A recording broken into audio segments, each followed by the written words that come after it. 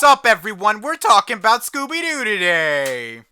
Scooby Doo Meets the Boo Brothers is basically the first Scooby Doo movie. It was made for TV and came out in 1987 as part of the Hanna-Barbera Superstars 10 series. I have no idea what that is, I'm not looking it up. The basic plot is that Shaggy's uncle Beauregard freaking died, and then he left Shaggy a lot of stuff in his inheritance.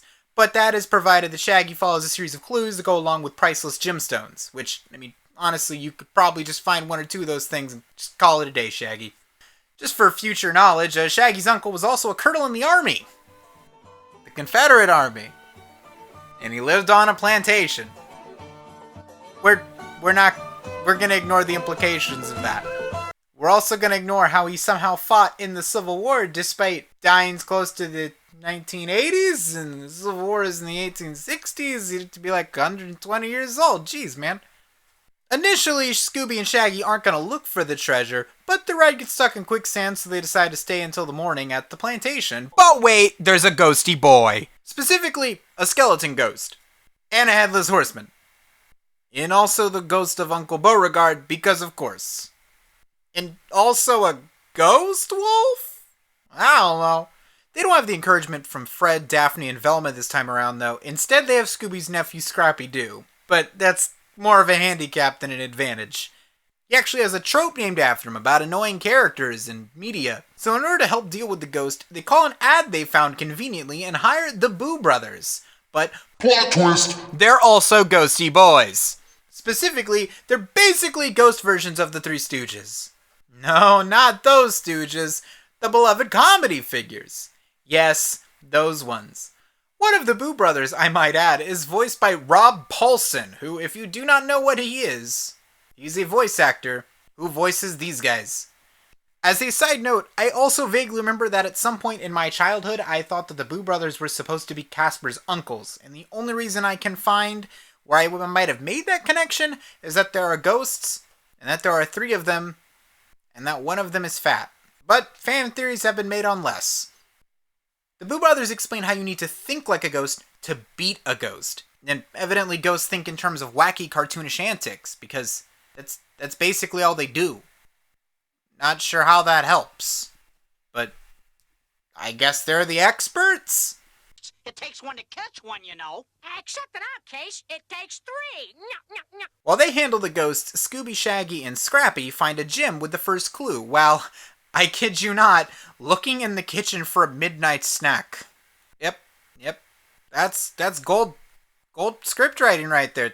Good job. Now that they know that the Lost Fortune actually exists, they continue their search for every gemstone a Pokemon game has been named for, and then some. Throughout this whole ordeal, they occasionally run into the town's sheriff, who initially told them that the fortune isn't real.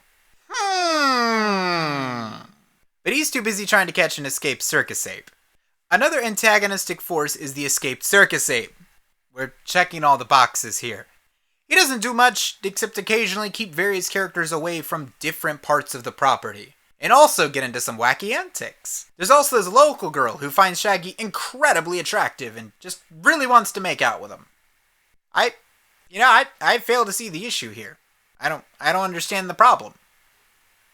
Oh yeah, that's a problem.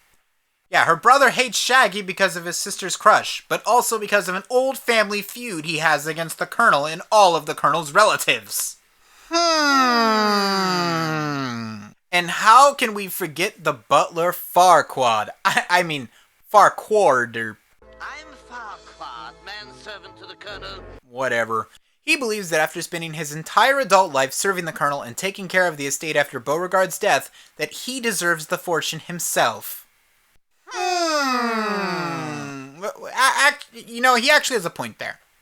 So, here's the spoilery bit. When the villain is caught and he's finally unmasked, it turns out that the man behind all of the ghosts was actually the sheriff.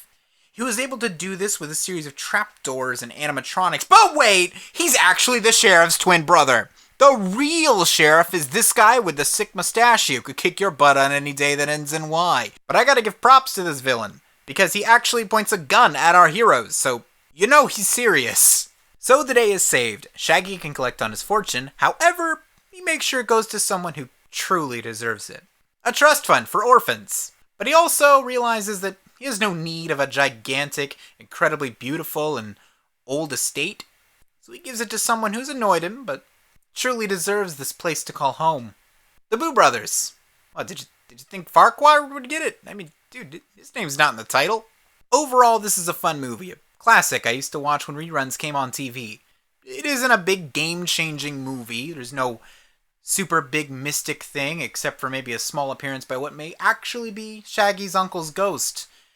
Yet it doesn't just feel like a long extended episode, unlike certain other movies.